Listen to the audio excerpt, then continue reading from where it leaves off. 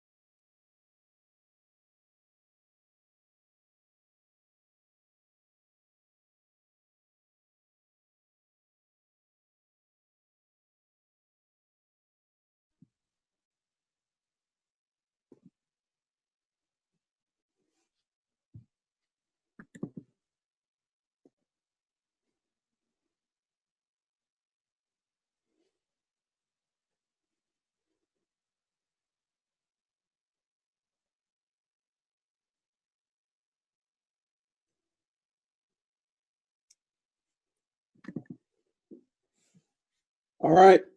Good evening, ladies and gentlemen. Today is Monday, October 12th, 2020. I would like to call to order the regularly scheduled board meeting of the Othello School District Board of Directors. We will begin tonight with the Pledge of Allegiance. I pledge allegiance to the flag of the United States of America and to the republic for which it stands, one nation, under God, indivisible, with liberty and justice for all.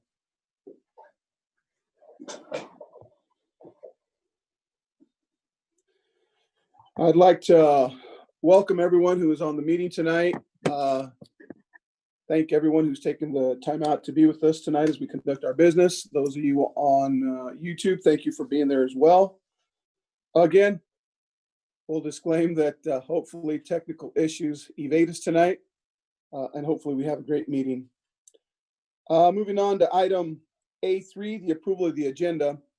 I would like to move that we approve tonight's agenda with a modification, which is moving item C1-7 from required approvals to C3, superintendent informational items, and making it C3-3 in the superintendent's report, with action to be taken at that time. I would also like to make a change on the agenda. I would like to take item C1-8 and create item number 4 for further discussion. Okay. So there's been a motion to approve the agenda with a couple modifications. Item C1-7 to C3-3 and C1-8. Would you like that also under superintendent informational items, Ken?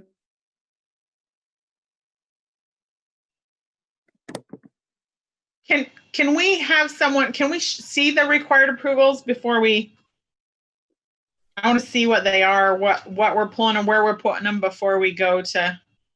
Okay, so Mike, you want to take C1-7 and put C3-3? Yes, there's a couple items in the superintendent's informational. Okay. So I want to make that item C3-3 with action taken after an explanation there.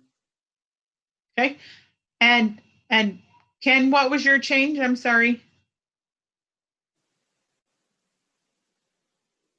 Moving C1-8 and create a number 4 for further discussion. Got it. I'll Okay. second that. Okay, there's been a motion and a second for the approval of the agenda with some modifications. Any further discussion? All in favor, aye. Aye. Aye. Aye. Any opposed? Motion carries 5-0. Moving on, Talia, do we have any public comment tonight? No public comment. Thank you very much. Are either of our student reps on tonight? Yes, sir. All right, you got anything to report? I do if Elise doesn't have to go either. I do, but Lauren can go first if she has something. Okay, starting out, OHS is holding class officer elections and special ASB elections. That starts today. This week is what would have been homecoming, so the leadership team has planned a virtual dress-up week. Teachers and students can take pictures of their outfits and use the hashtag OHSHOCO2020 with the paw prints, and their outfit can be reposted and shared on the leadership Instagram page and Snapchat. There will also be a virtual chalk night on this Thursday. I think classes are going really well. Everyone has found a schedule and they're finding what's worked best for them. And I know that the senior class appreciates the extra support that the counselor office has given us, sending us important dates and scholarship info and stuff like that. We appreciate that. And I know that the news of reopening has spread very quickly, and we are so excited to see our teachers, our peers, and receive in-person instruction. Thank you for that, Lauren. Elise? Okay, so I've talked to some of my peers about how online school is going and what they think of the plan to go back to school. And they've just said that we're finally getting in the swing of things at online school, and people are finally starting to get the hang of it and have a plan daily that works for them. And so as for the plan to go back to school, everyone's pretty much just glad that we're going to go back, no matter what that looks like. And they think that it's a good plan and it's probably going to work good. And I've only heard from a few concerns that I've heard about the plan to go back is that we're finally getting the hang of this online school thing, and going back is going to be a change in schedule for a lot of students. And so that might be a difficulty that some students have. But other than that, we think it's a pretty great plan. Thank you. All right, appreciate both of you being on tonight and giving us feedback and input. Any questions from any board members for the student reps? Okay. I do have a question for Lauren. You said something about a chalk out, or I'm not sure. Can you explain? And maybe I misunderstood what you were even saying. What is that? Okay, Thursday is virtual chalk night. So normally they would section off the concrete of Husky Stadium and each class would decorate it. But this year you're going to decorate your own driveway and you could submit pictures. Okay. Interesting, fun twists to participate. Thank you. Great, that's a good clarification. Kudos to the leadership team for thinking outside the box and trying to keep people involved and making it creative in this environment. Good job. Thanks for that, Lauren. Moving on to item C3, as Thalia refreshes the screen, board member discussions. Legislative report, Director Stevenson. So for my legislative report, I would like to talk about voting.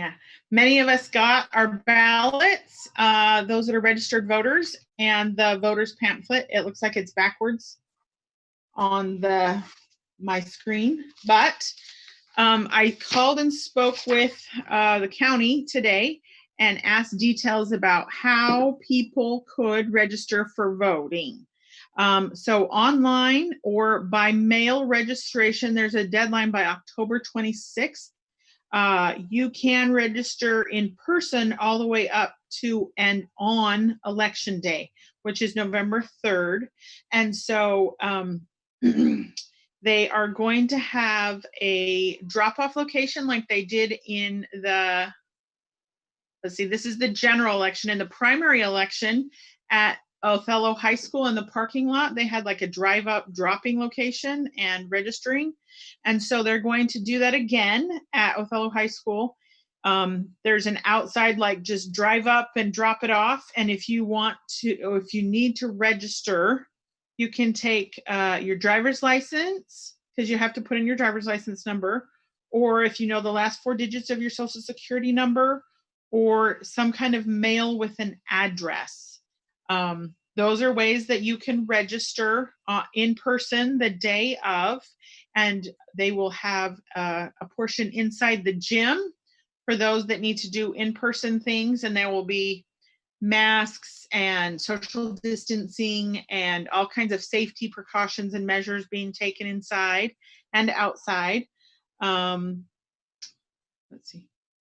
For the primary, they had 15 people throughout that day register for at the Othello drop-off location, which was great. So you can also go to, if you have more questions, you can go to the Adams County website and go to the elections tab. They have generic info and who's on the ballot and what are the measures going to be voted for in Othello with dates and all kinds of things. I also have the phone number for any kind of questions, even up to the day of voting, that you can call with any of those kinds of questions. Can I send all of this information to Talia or Ed and have them post this on maybe even with links and such on both Facebook and the district website? Is that an okay thing? Yes. Okay, great. Because I wanted to say I need to get permission from the district and from the board president, I feel like, and the rest of the board. Okay, I think that those are important key things just to be able to let people know voting is important. So there was a couple of different things also in the voters pamphlet that I wanted to talk about. And the page numbers are the same in both English and Spanish. So there's a few things, the non-people votes. I wanted to talk about the non-people votes. R90 or referendum 90 is what they're calling the Comprehensive Sexual Education Bill. And some of these things that are going to be on the ballot, you have to make sure that you read correctly. Some of them can be confusing if you're for it or against it. You could end up thinking that you're voting one way, and the way that it's written, you could be voting the other. So what this is, when we spoke about it last time, and I gave some information about it, my focus was I wanted to talk about the facts. And at that time, it was just the state legislature that was voting on it. And there was enough of requests and kind of public outcry that they did decide to put this on the ballot for the general voters as well. So we actually have control and a say whether people are voting for this or not. Whether this is going to become law is what I should say. If you are in favor of the bill, you should vote approve. If you are not, you should vote reject. And in all of my discussions and conversations about it and research, I had a lot of people, even from other districts, call me and ask me details and questions and things like that. And what I found was interesting was that only one person out of everybody I talked to ever even asked what my opinion was. At that time, because it was not a voter, it wasn't up to the voters and it wasn't up to the school board at that time. I kept my opinions on this private, but if somebody asked, I shared, and only one person asked, and they weren't even from our district. I personally opposed this, but everyone, that's the great thing about voting. Everyone needs to make their own decisions and do their own research about whether they approve or reject this bill. And so there's pages about information about it. Then another one is advisory votes. And the thing about advisory votes is our votes don't change anything. There was an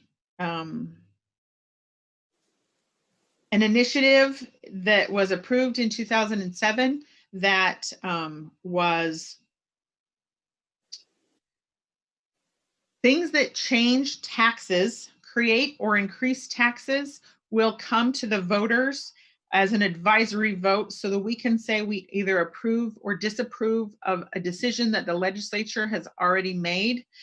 It doesn't make any changes whatsoever. That's the thing about advisory votes, is it just tells our legislative reps whether we approve or disapprove of something. You can also, I've circled our district.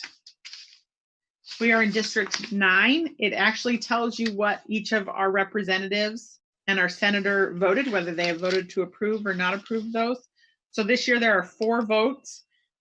Taxes on bags, heavy equipment rentals, occupation taxes for certain businesses, and taxes on manufacturers of commercial planes.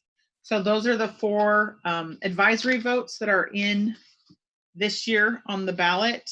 And there's not a lot of details. It just tells you what you're voting for or against. But again, it doesn't change law. It doesn't change the taxes being there. And then there is the last thing is an engrossed Senate joint resolution, 8212. And this is to allow public money to be invested by governments. And when I first read this, I thought, oh, that's horrible. And then I read the final votes cast by the legislature. There were very minimal nays, and most of them were yays. And so that is still a vote by the people, but interesting the way that it was already voted on. So great information in the voters pamphlet. Everyone needs to vote. The ballots should already be in your mailboxes. If you did not receive one, then you can contact the county and either figure that out or register and become a voter. And election day is November 3rd. Okay, those were my details. Thanks. All right, thank you for that. As always, we'll have a reminder in there for us to complete the board self-assessment after the meeting. I see that 4 of us did it last meeting. That's good. Let's remind ourselves to do that. The third bullet is board site visits. We received an email from Chris about postponing those till after, was it the 9th, Chris, of November? Yes, November the 9th. Okay. That's when we'll have more information on the governor's proclamation. Okay, is there anybody that objects to canceling those until after that, until we have some more clear direction as to where we're going? Can we say postpone instead of cancel? Postpone, yes. Thank you for that. Thank you. Just as it says on there. Okay, then we'll postpone those, Chris, until then. Also, even though we don't know exactly what will happen on the 9th, we're assuming there'll be a little more freedom on his proclamation, or perhaps an end to it. I do believe it's time that we try to get a date, if we can tonight, if we can look at our calendars to see what would work for the board retreat that we've been planning for a while. I know that 3rd week in November is WASDA, I believe. Just a definition of who the current plan is that will be, besides the school board, who will be attending the retreat. This will be facilitated by Clear Risk, Rich McBride, and that will be the board and all administrators throughout their district, to include directors, assistant principals, and principals. Okay. And the executive team. Chris, do you have any tentative or preferred dates for Mr. McBride? He asked if the board could provide a date and that he can adjust based on the date that works for the board. He thought that would probably be the best way to do that. And Are we thinking after November 9th, right? Yes, after November the 9th. Chris, were we also thinking this was like a whole day thing, or half a day, or? Yes, it was a whole day.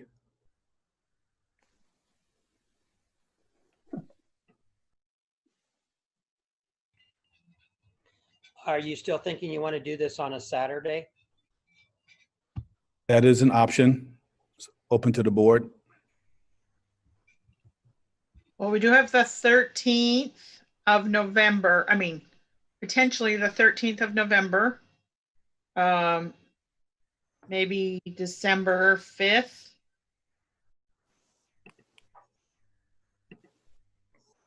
Lindsay, you're usually the traveler. When are you in town? I will, pretty much the month of December is out for me. So we'll have to make some time in November work, and it just so happens that the weekend of the 13th, 14th, and 15th, I will be out of town. I could make the 13th work, just not the 14th or the 15th. Or any weekday after the 9th. I could do the 10th, 11th, 12th, 13th, It seems like if we go into the week of the 16th, we're cutting into WASDA. That's kind of a lot for board members to dedicate in 1 week's time. And the week after that is Thanksgiving. If we did go into December, I could do December 1st, 2nd, or 3rd.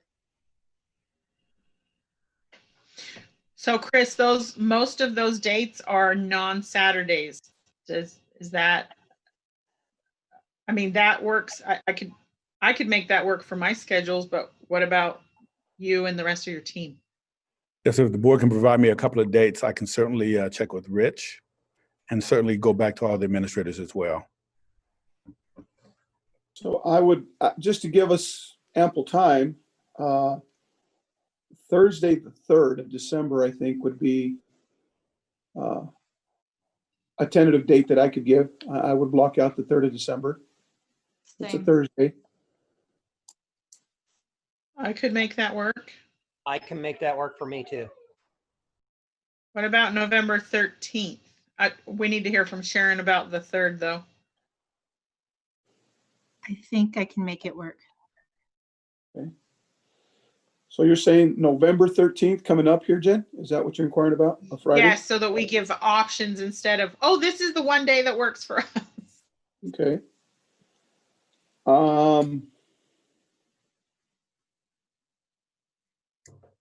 I can make it work. Yeah. Lindsay, you already said yes for the 13th. Yeah, I can make the 13th work. Ken and Sharon, The 13th is a Saturday, the It's 13th is a Friday. a Friday.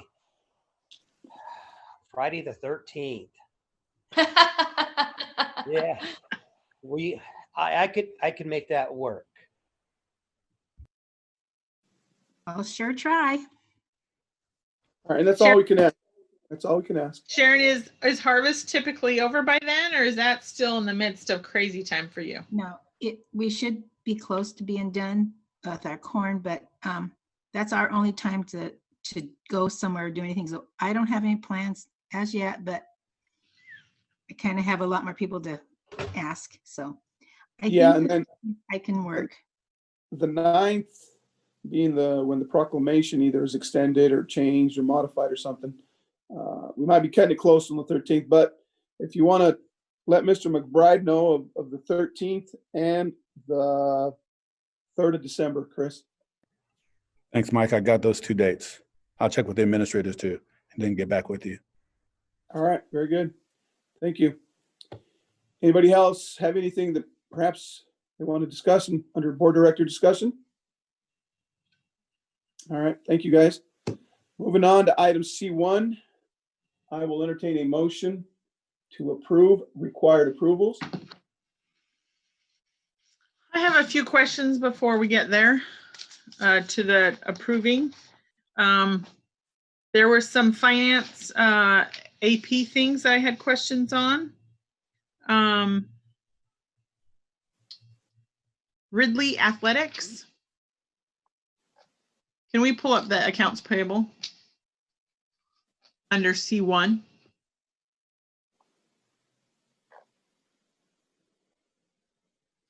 Ridley Athletics was for 18,000.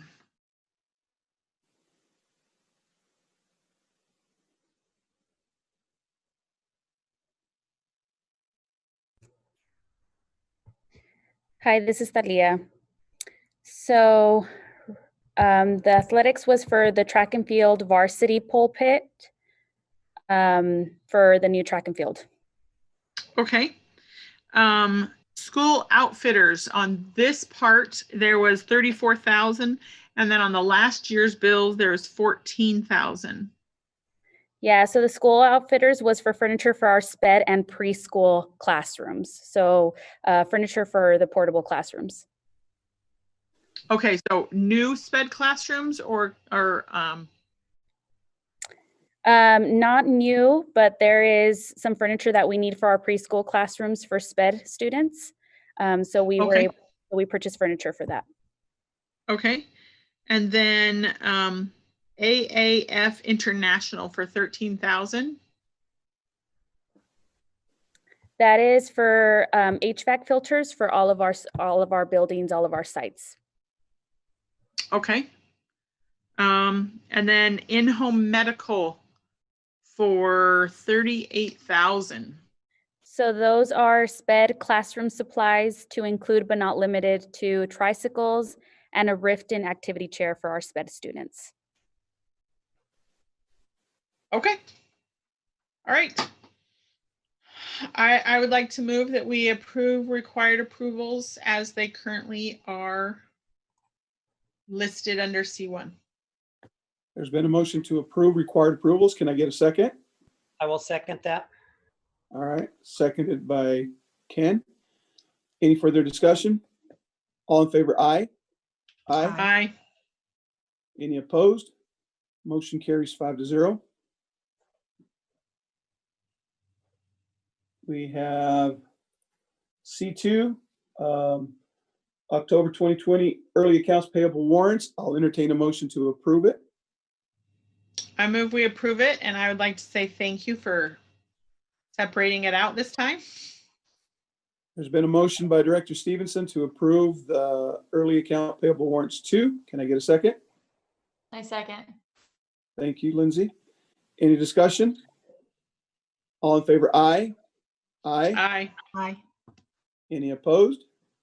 Motion One carries. abstain. Motion carries 4-0 with 1 abstention. Thank you for that. All right, moving on to superintendent informational items. Do we have any questions? Track and field completion update that's included in Chris's packet there, or Chris's information. Okay. Having seen I none. say one thing real quick, Mike. Yeah.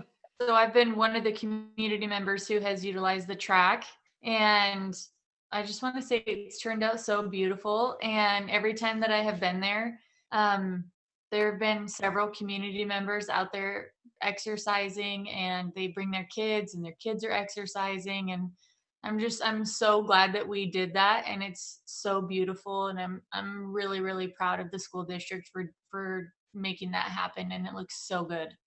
So thank you to everybody involved, because it's fantastic. Yeah. I would also like to say something if I can.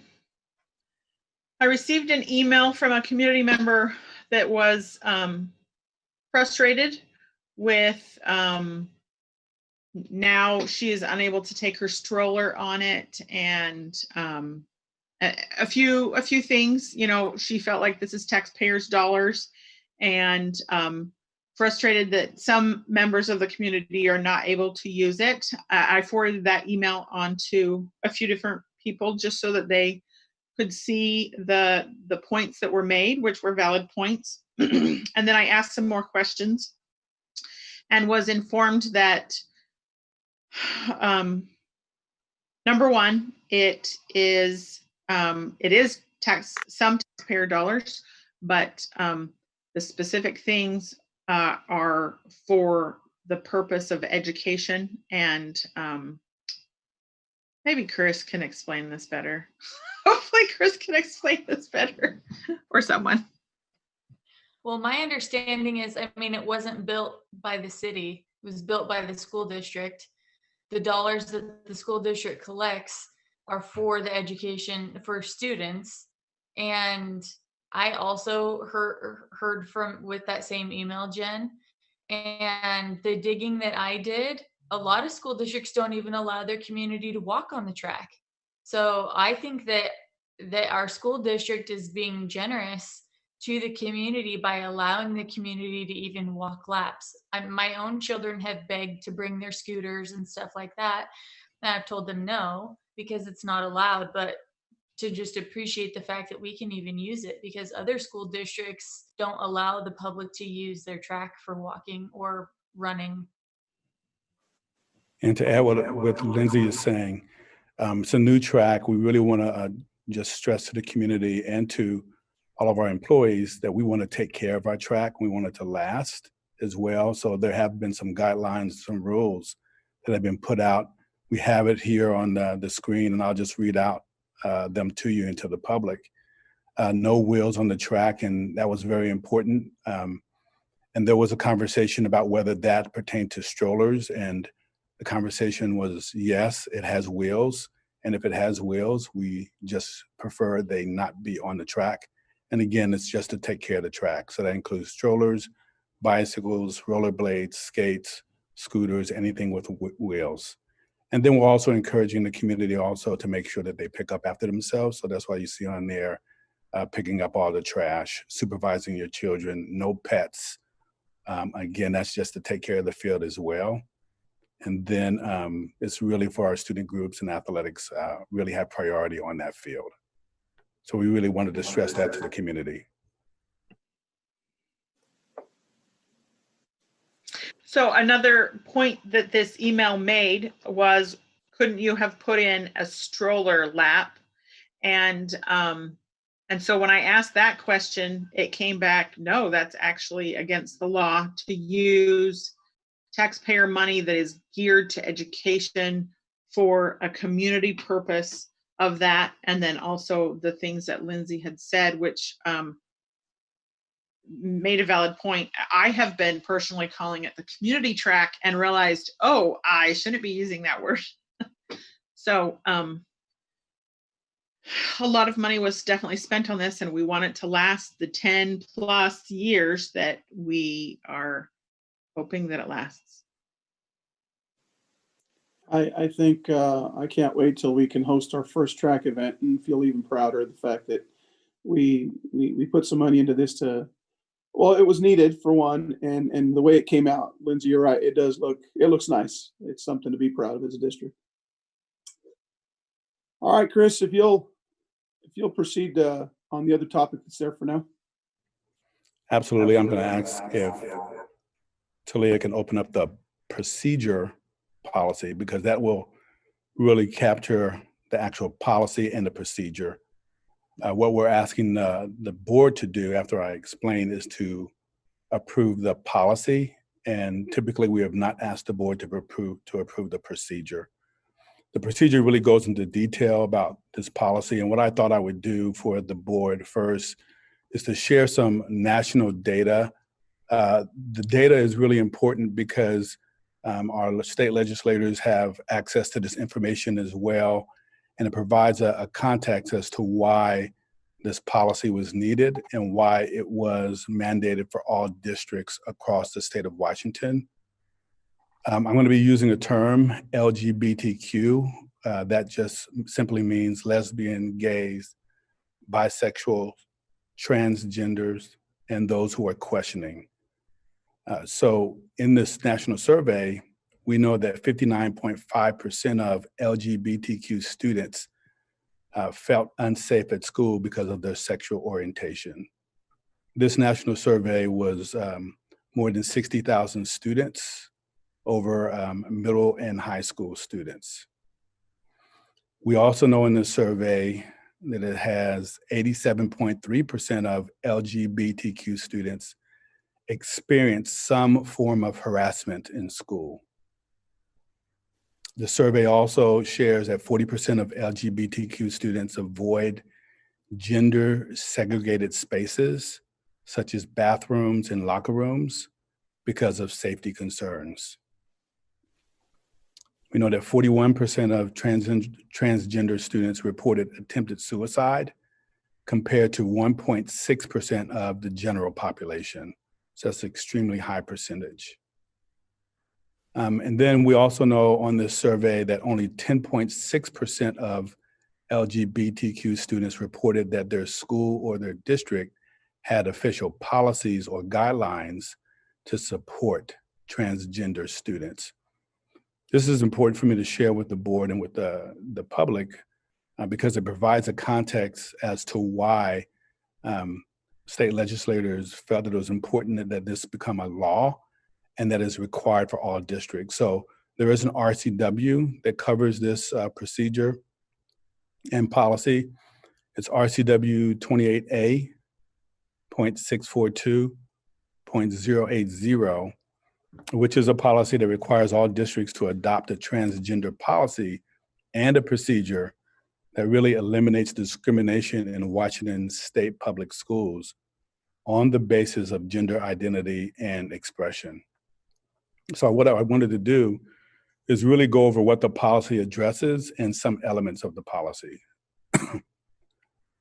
So when you look at the document, if you can scroll down a little bit, Talia. The policy has a couple of different elements. One, all the policies that are adopted by every single district in the state, it has to address the unique challenges and needs faced by transgender students in public schools, which is why it's important to understand the national data. Also, the policies that are approved by the boards of directors, it has to address issues regarding harassment, intimidation, or bullying, which are also known as HIB, harassment, intimidation, and bullying to transgender students. So those are the two main things that the policy needs to address. When you scroll down a little bit further in the policy, there's some privacy components, and I'll explain those. There's one privacy component that really talks about protecting the student's gender identity. The law says that that is private and it should not be shared with others. So no conversations with staff, no conversations with teachers about the student's gender identity. We do know that a conversation should happen between an appropriate school employee, which could be the principal or administration, of course, a counselor, or a teacher or a parapro, so that school employee can ask the student privately what their preference should be or how they should be addressed in class in the form of a pronoun, him or her, that sort of thing. And again, those conversations should remain private, and that's part of the policy and part of the law. Also, part of the law says the school I have will a quick consult. question on that. Have a question?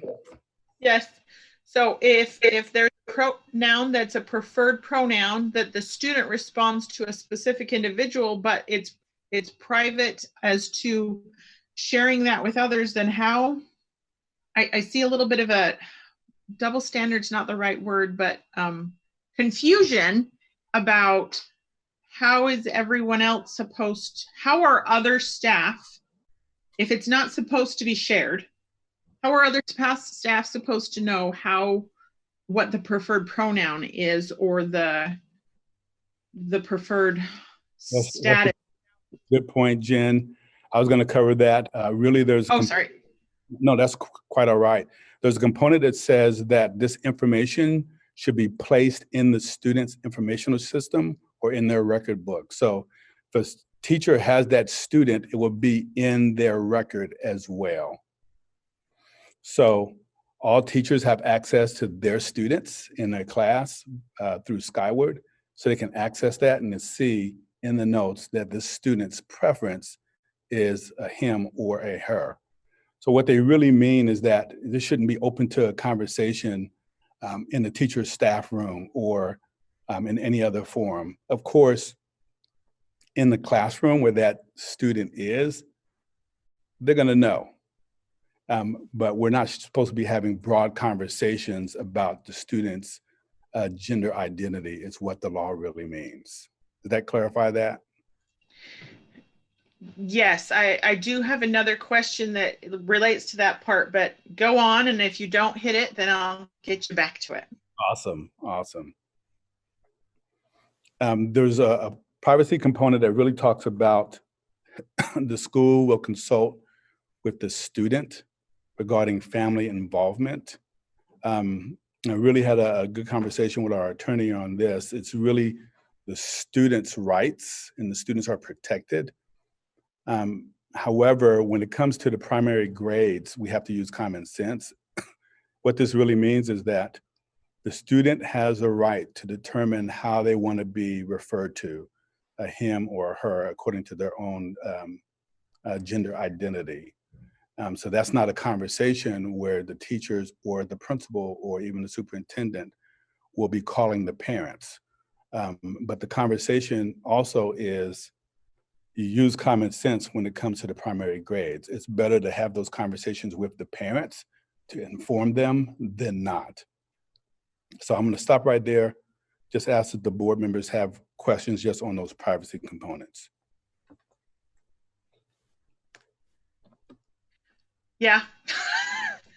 So it's in this procedures, it talks about how it's not necessary to inform a parent, especially if the student does not want the parents to be informed. So, but we potentially all could have Skyward as an app and be able to access our students' grades and access all of those kinds of things. And it does say also that they could change their name or change their gender or their pronouns. So is there... Yeah, I will say that one, just let me just clarify about the name. The name change has to be through some formal legal process or a court document. So the student can't just say, I want my name changed, and then we're changing their name in their record. So that's not how it works. The way the law states is that a student can share their preference on how they want to be referred to in the form of a pronoun. So him or her. So that's the extent of what a student can do, and that's what goes into the record. But when we're talking about an actual name change, that has to be done legally through court documents. That's not the way I read this policy. This policy said that according to, now I don't know where it's at, but could you go up a bit, please? Go up. You can see on the screen. It used the phrase, it's in there somewhere. Okay, go down just a smidge. Written signed statement explaining that the student has exercised a common law name change. So I did some research on a common law name change, which is they could have a written signed statement from themselves saying that they would like to be referred to as a different name. And it's not a legal name change, but according to the way that this is written, the way that I read it, if it's a common law name change, it's not a legal change, but it would be changed according to Skyward and their official transcripts. I understand what you're saying. I'll get some clarification on the common law name change and bring that back. Okay. Okay, thank you. Not other pieces of this policy talks about restroom accessibility, and if you can scroll. So this portion of the policy really talks about the district will make an effort. So this is a piece that really needs to be clarified, which really means that we provide the student access to privacy. So what this could mean or what this could look like is however the student identifies, then we provide them with privacy that could be in the form of an office restroom or a health office restroom. So that's the extent of the law of what we have to do right now, is making sure that we provide that student with privacy. The other piece is locker room accessibility. And then the same thing applies here, that, and this really applies to any student, even though we're talking about however the student identifies, whatever their gender identity is. But this really applies to any student, that we could, if any student requests, we can provide them with greater privacy, which is how the law reads and how the attorney shared with me as well. The same thing with locker room access, that we provide that student or those students with access to a private area where they can change. That could look like, again, an office restroom or a health office restroom or a gym office restroom. The key thing in both of these pieces is ensuring that we're providing the student access to privacy. Just want to stop right there and see if there's any questions on restroom and locker room accessibility.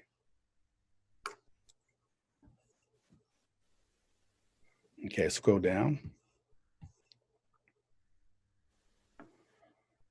The next piece is sports and extracurricular, and certainly received clarification around this, that however the student identifies, then they are provided and allowed the opportunity to participate in all activities consistent with their gender identity.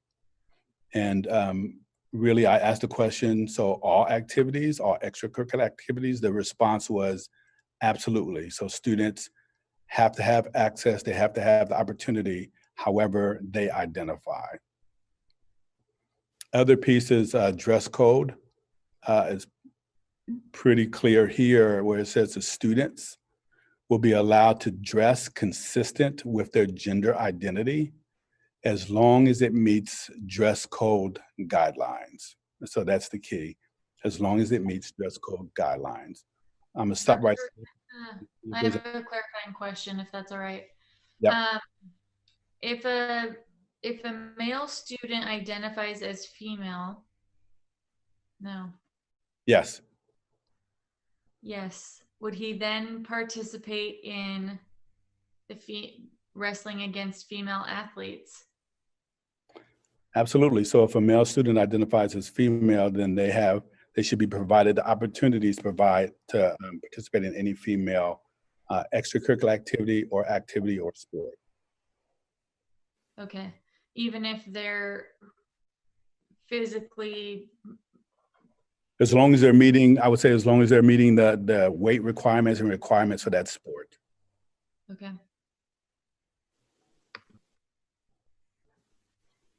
And then there's a component, which is a really very big component, and it's the HIB, or the harassment, intimidation, and bullying component, which really says that we have to protect our students from being harassed, intimidated, and bullied, and that students are allowed the opportunity to follow the normal complaint and reporting process if they are, or if any student who sees it, witnesses it, then they have that opportunity to follow the normal complaint procedure. So what I would share is that is the policy. Like I shared with Jen, I will get clarification on the common law name change and bring that back to the board just for clarity for the public. But what I would share with the board is really this fits very well within the policy that the board just recently adopted, EL 17. And I'll just read in part. It talks about making sure that we're making progress toward identifying the needs of every student and how to meet the needs of those students. And that's what we're doing with this policy, really trying to identify all of our students, what their needs are, and trying to meet their needs as well. And then also the policy says ensuring that we have equity and inclusion and fairness, and that those items are at the center of each school's practices. So as you think about this policy, that's what we're really doing, is we're looking at ensuring that all students, including our transgender students, that they're feeling safe, that they're feeling included, that they feel like they're being treated fairly, that they feel like they're part of our learning community as well. And I would just end by saying that these are our kids, and it's our responsibility to make sure that we are taking care of our kids, that they feel safe, and that they feel part of our community. So that's really the policy in a nutshell, Mike and the board. Any other questions besides the common law name change?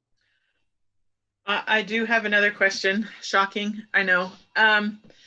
So, of course, this is a very sensitive discussion and issue, and that there are many levels of people's comfort that we're discussing, both parents and families and students. Are there plans in place for, there are those that are feeling harassed and bullied, There are those that are also feeling that potentially at times, but are loud and proud about their changes or decisions or whatever is going on in their lives. If someone decided that they identified with a different gender than what their body physically is at that time, and they're loud and proud and flaunting things when they're able to use a different gendered, let's say, restroom or locker room, are there ways to, and decisions already made about how to deal with them flaunting or being proud of being inappropriate, let's say, to the other students? That's what I'm most concerned about. I mean, that's not what I'm most concerned about. That's a concern that I have about them expressing it. I hope you understand what I'm asking. I hear what you're saying, Jen. I will say that certainly we're bringing this to the board now, but I will share with you that a lot of education is going to have to take place. We do have a compliance officer. That person will be receiving training. I will be going through the training myself as a superintendent. As a matter of fact, our staff will be going through the training, and our staff is going to have to go back to the classrooms and have conversations with our kids and train our kids and provide education. So, like you said, it's a very sensitive topic. There's a lot to discuss, but there's a lot of training and education that needs to happen as well. So I think that's the first step, I guess, is what I'm sharing with you, that Okay. start with educating our staff and being trained ourselves. Do you have like a timeline for that, or some things in place and plan? I will say that we've already began the conversation in the form of EL 17, which is our equity policy that the board just approved. I recently shared with the board a plan that's happening right now, where we're training our executive team. We already have in place now a plan and a timeline to train all of our leaders across the district. Our leaders are going to become trainers of the trainer, and they're going to go and train all of the staff as well. And then I could see all of our teachers, all of our parapros, all of our staff training our students. So there's going to be a process, but we are going to get to everyone. So everyone's being educated around these ideas and all of these concepts. We have a timeline right now for our leaders and our administrators, but we are working on a timeline for our teachers and our staff as well, and our students. And we can get that to the board. Thank you. Yes. Okay, I appreciate the explanation of the procedure there, Chris. We received a copy of DOP 3211. I will entertain a motion for its approval for adoption. I would like to ask that we wait until we get a definition or clarification on the common law name change. I know that so just to clarify also, we as a board are not approving the procedures. We're only approving the policy, correct? Yes. Because they're inherently together.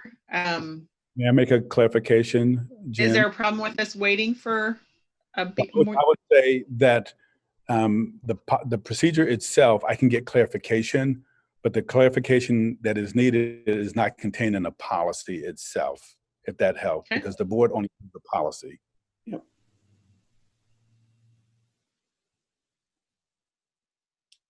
I'll entertain a motion for the approval of DOP 3211. Just reminding everyone, this is tied to an RCW. This is a law that has been imposed on all districts, where it's not unique to us. Like you said, Jen, perhaps uncomfortable topic. Nonetheless, something that needs to be incorporated into our DOPs. per the RCW. I move that we approve DOP 3211, and just to clarify, DOP stands for District Operating Policy. Yes. Second. There's been a motion by Director Stevenson. Did you say you seconded it, Lindsay? Yeah. Okay. All in favor of approving DOP 3211? Aye. Aye. Aye. Any opposed? Motion carries 5-0. All right, we have item 4 there under Superintendent. You had some questions, Ken, or some clarification you needed? Yeah, if we could just to get some clarification on it from you, Chris, on it. What exactly are we trying to get here? Absolutely. So the executive team met, and the executive team also has regular meetings with all of our leaders as well. And as we try to share in the background and analysis that during this COVID season, that it's very difficult for a few reasons for us to really report out on every single metric. Let me tell you the main reason why. Even if we were to report out on some of these metrics, it would not be apples to apples. And we say, for instance, even when you look at what we propose as attendance, it's going to be very hard for the district to have a metric to look at from last year to this year. So last year we were meeting our goal in attendance, and we were close to almost 96, 97 percentage. Right now we're finding it difficult to really engage with our students. So apportionment is certainly different, but actually engaging with students, so that already puts us behind. What that really means is that we don't have a baseline for really most of these items. So even when you look at WA kids, there's no real baseline. Our kids have been out of school. They're still going to get the assessment, but when you look at the comparison from last year to this year, it's going to be so different. This year would basically be a baseline. Our point is, why would we even use it as a baseline? Because hopefully going into next year, we'll be back in the classroom with all of our kids. So we feel that really a lot of the metrics this year is going to be an anomaly, however you say that word. Anomaly. We will not be able to really look at the metric from last year to this year and really see if there's been any gains. So that's the same with the PSAT, WA kids. We're not sure if there's going to be a smarter balanced assessment. It's unrealistic for us to do project-based learning in this environment. Plus, we have kids coming back in a measured approach, so it's not realistic for us to even entertain project-based learning at this point. The same thing with social emotional learning. There's systems in place where that happens, and there's content that happens with the kids. It's just very hard to do that right now online. And it's going to be hard to do that also with our kids transitioning back into the classroom. Same thing with students in our CTE classes, PE classes, attending conferences. That goes to engagement. And then same thing with extracurricular activities. So the point is, it's really hard to measure progress when this year is going to be quite different from any previous year. I think the other point that we talked about is that our teachers and our administrators are so engaged in reentry, and they're going to be engaged in the reentry process and really trying to close learning gaps and opportunity gaps over the next several months. So it's really unrealistic for us to engage in any metric that's really going to allow the board or the public to look at last year to this year. And again, if anything, Ken or the board, this year would be a baseline data, but then we wouldn't even need it because next year we would be in the classes. So this year is just a very different year, which is why we said there's certain things that we can look at and those things that we said that we could look at, we tried to put in the metric for the board to consider. So that's why we pulled out those items. Okay, when I first seen this, I did have a couple concerns, and to me, we're just starting in the game with this. It's still kind of early. We're just in our first quarter, and we still got a lot of school year to go. And why we would be dropping these right now, maybe look at them in the winter quarter to see what the state is doing and how they're progressing. But also, I could fully understand, especially when we use part of the scorecard in measuring our ends one quite a bit. I could fully understand that it's going to be a completely different year, especially with COVID. But also some of these baseline scores, I think it could be also used to follow how much our kids actually lost in education and how much areas where we need to improve. And when we do start to get the kids back in school, what areas do we need to concentrate on a little bit more to try to get them caught up? And as these are evaluated, I'm fully understand, and I'm not going to hold anybody if the scores are down low, because I do understand that it is a very unusual year. And I'm going to look at that when we evaluate our ends one policy at the end of the year. I'm going to take that all in account. But I still kind of look at as some of these numbers, and especially if the state hasn't dropped them yet, on helping our progress or understanding where we need to work a little bit more. I have a clarifying question before you answer that, or if you're going to answer that, Chris. Are you still planning on giving us this information? You're just not wanting it being held against you? Are you still planning on giving us these numbers? Yeah, that's a good point. I think we can certainly still provide this information, but to place this on the scorecard as an accountability measure, I just don't think it's fair for our teachers, for our leaders, and for the system. And again, I certainly understand your point, Ken. We don't know what the second semester could look like. There could potentially be a conversation where we regroup if kids are back in the class, and then maybe we can look at the scorecard and present a different version. But right now, we just feel that it's not appropriate to add any of these items on the scorecard, not for this semester for consideration. But can we provide some of these items?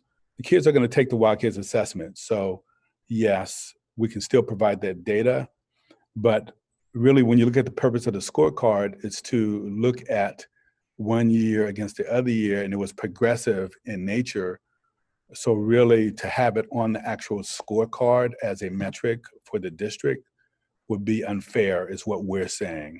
Can we provide you that metric? On some of these we can. On some of these we cannot. We still don't know the status of the SBA. So that we just don't know right now. And then, as I shared before, some of these things, again, it just doesn't make sense at this point, and there will be nothing more than a baseline, and there will be no way that we could really meet the goal here. Can we? No, go ahead. Can we provide that information though? We could. And I fully understand that, and that's and it's not my intention to hold this against anybody or hold it against the teachers doing the work. It's not for that. It's as a platform for them understanding where we need to work next year, maybe on different areas, harder, or I understand because of the conditions we're in right now that some of these are going to possibly be impossible to even do. I understand that completely. But some of these we don't even know yet because the state hasn't even addressed them yet. And I think it's just a little too early until we hear from the state to actually go ahead and drop them ourselves and find out that the state is still going to continue them or want these down the road.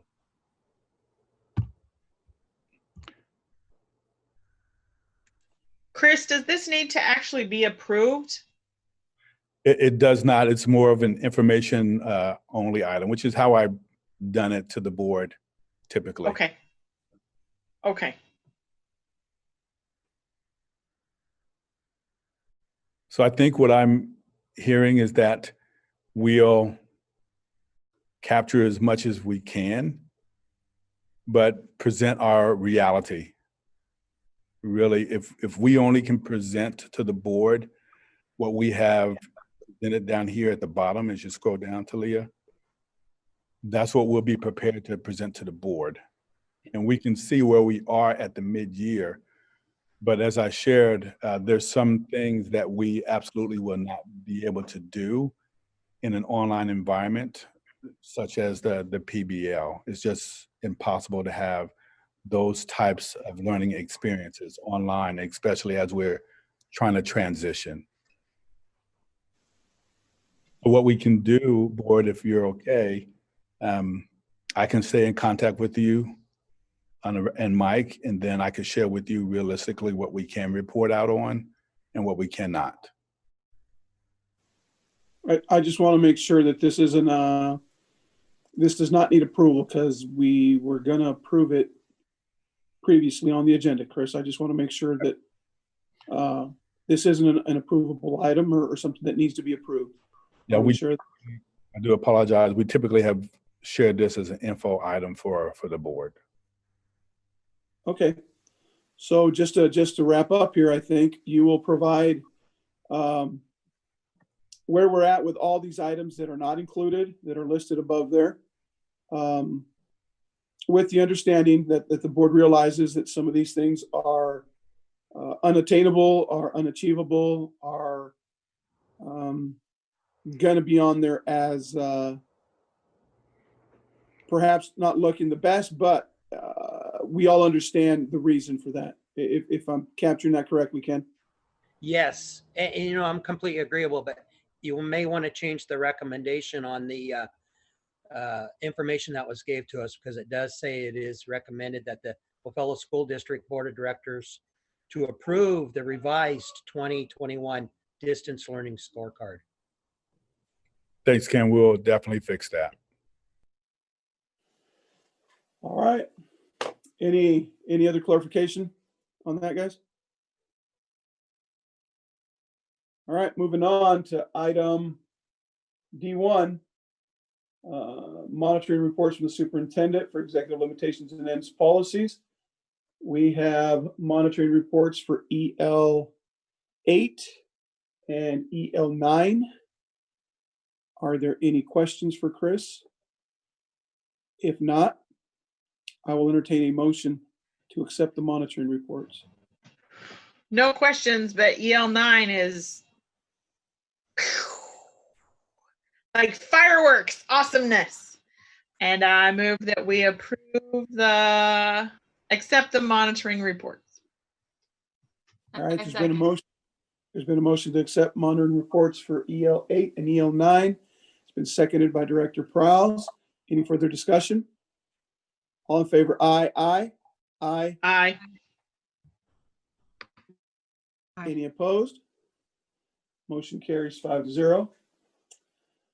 Moving on to item E1, policy review. And I will be the first to table E1-1,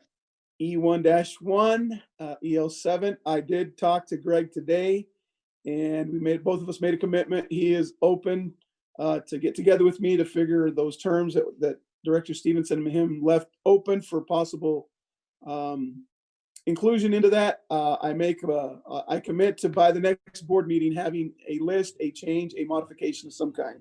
Like I said, Or an approval. It's been not an excuse, but it's been hectic. GP 7.1, are the revisions on there everything that we needed? Jen, I know that you had last time said that was a few things that needed to change. Are those all correct there?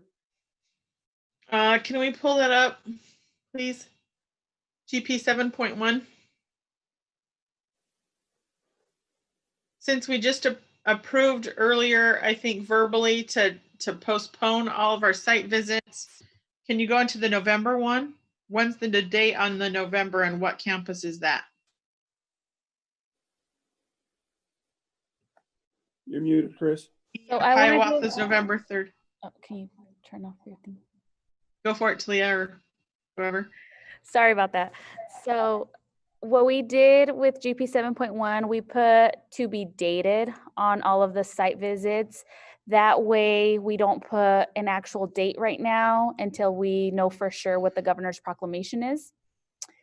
And then I just took out all of the annual reports for the board meetings until we know when those site visits are going to be held. Let me see what else.